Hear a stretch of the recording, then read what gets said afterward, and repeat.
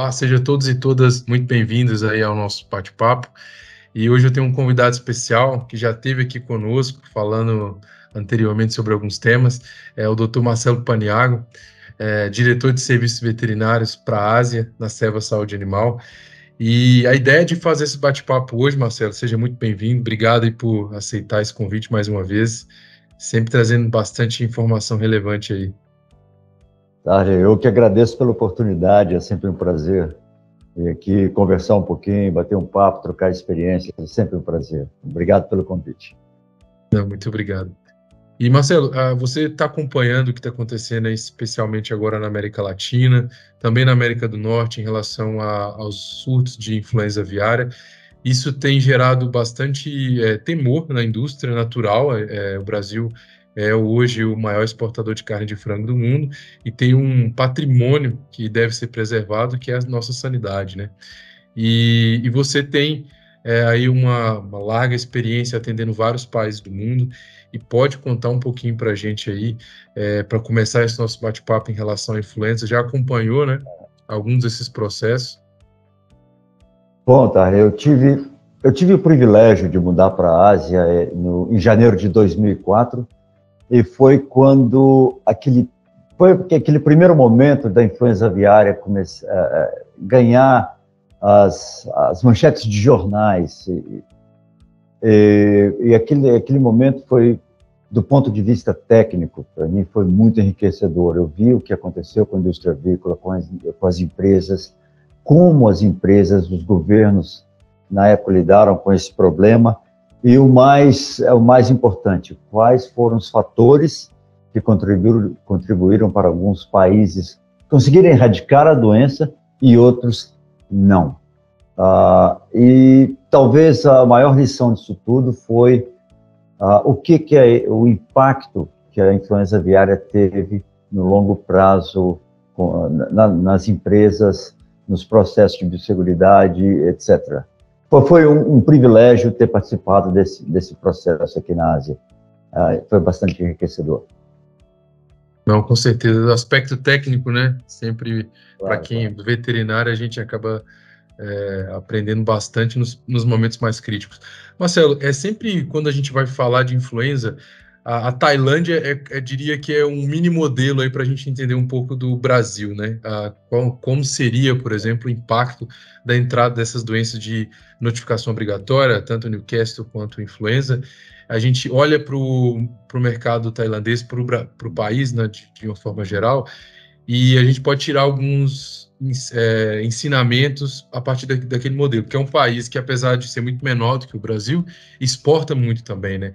E na ocasião da entrada do surto de influenza, eles tiveram que mudar drasticamente o padrão de produção, né, de produto in natura para produto processado. Se você puder contar um pouquinho dessa cena que aconteceu naquele momento, acho que ajudaria bastante quem está nos ouvindo hoje. Bom, a Tailândia tem algumas similaridades, a indústria avícola tailandesa tem algumas similaridades, de fato, com a indústria avícola brasileira. Primeiro, é uma indústria que, de uma forma, é voltada para a exportação. A Tailândia sempre exporta 30%, 35% da sua produção. E você pode imaginar o impacto que teve para a indústria avícola, daqui hoje eu moro em Bangkok, quando o país ou a avicultura foi atingida pela influenza aviária. Eles perderam praticamente toda a exportação de carne in natura. Mas, ao mesmo tempo, isso fez com que a Tailândia se reinventasse, vou usar essa palavra, e começaram a investir em carne processada, em exportação de carne processada. Ainda hoje, é o país que mais exporta carne processada no mundo. Então, foi uma capacidade de se reinventar para continuar um agente importante nesse mercado de comercialização de carne de frango. Há outras coisas que tiveram um impacto, eu vou dizer positivo, da doença na Tailândia, quando chegou aqui há quase 20 anos, foi a modernização da indústria avícola. As granjas da Tailândia hoje são altamente tecnificadas, com processos de biosseguridade muito restritos. Eu tive o privilégio de visitar uma dessas granjas há pouco tempo, e os processos para ter acesso aos galpões, são os procedimentos, melhor dizendo, para ter acesso aos galpões, são equivalentes no Brasil a uma granja de matrizes ou talvez até uma granja de avós. Então, eles realmente levam esses aspectos muito a sério, eles se reinventaram como player, e agora, desde 2012, eles voltaram ao mercado de exportação de carne in natura. Ótimo. Acho que essas crises levam a gente, de uma forma geral, a sempre evoluir, né? Crescer, trazer esses aspectos positivos também dos momentos difíceis, né, Marcelo? E hoje você poderia fazer para a gente uma atualização de como que é o status do país, dos países aí que você opera em relação à influenza? Seria interessante para a gente entender também. Bom, alguns países aqui adotam a vacinação oficialmente. São eles a Indonésia, Vietnã, China. Me perdoe, deixa eu começar de novo. São eles a Indonésia, Vietnã, China, Bangladesh e Paquistão.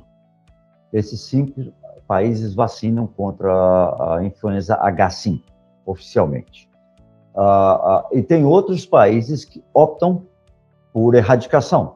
Eu poderia citar o caso da Malásia, por exemplo, que foi atingida pelo H5, se não me falha a memória, 5 ou 6 vezes, e esse país foi capaz de erradicar a doença.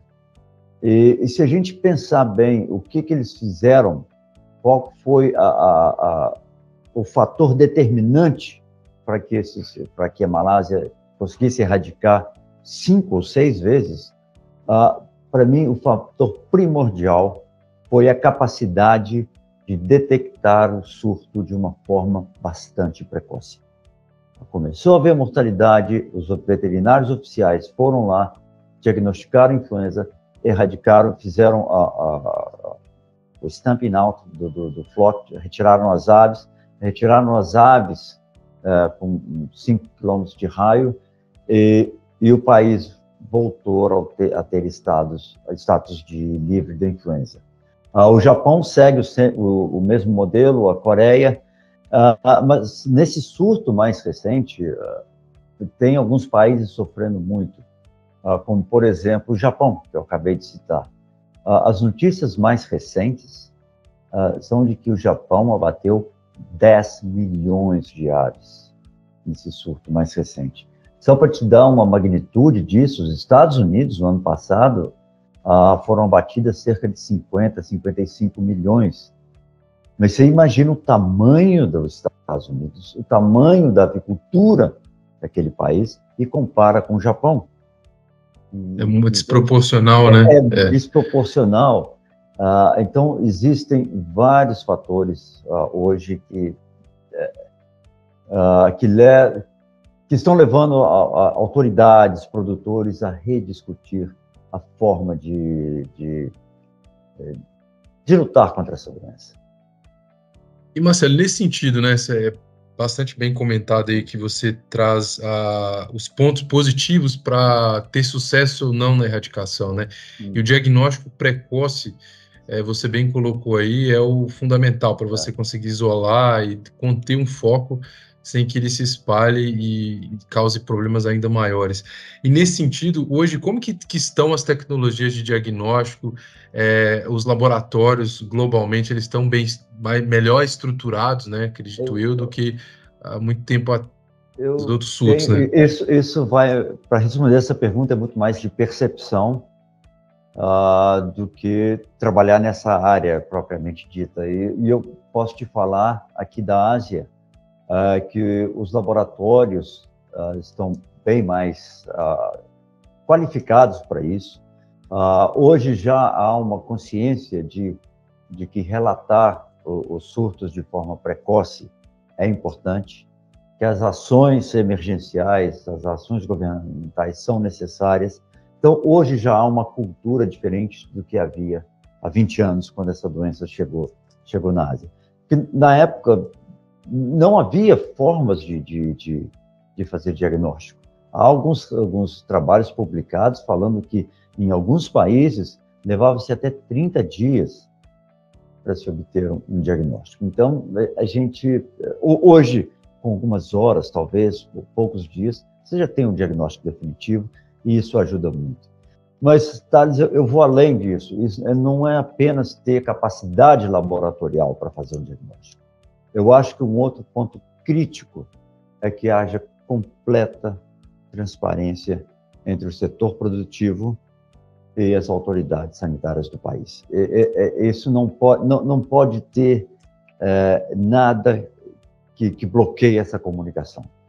Todos ganham se houver transparência, todos ganham se houver um diagnóstico rápido, todos ganham. Claro, ninguém quer que isso ocorra no Brasil, mas se eventualmente isso ocorrer, o diagnóstico tem que ser feito rapidamente, com completa transparência entre as autoridades, os produtores, os órgãos envolvidos nisso, porque se esse vírus espalhar, seria um desastre.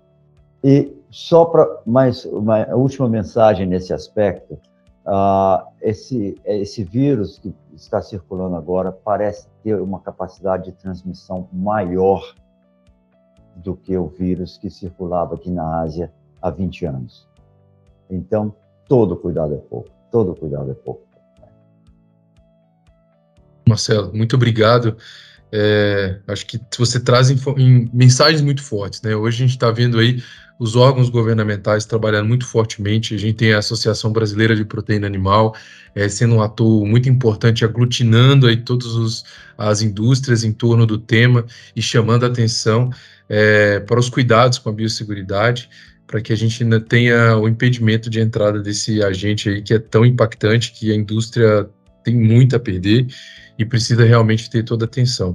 Então, acho que sua fala em relação à transparência, ela é fundamental, uma vez que temos que pensar no coletivo, no todo, para que o território brasileiro ganhe, para que o país ganhe, que a indústria saia mais fortalecida de uma eventual entrada ou acontecer algum surto nesse sentido.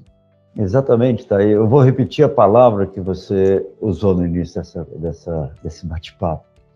A avicultura brasileira é um patrimônio.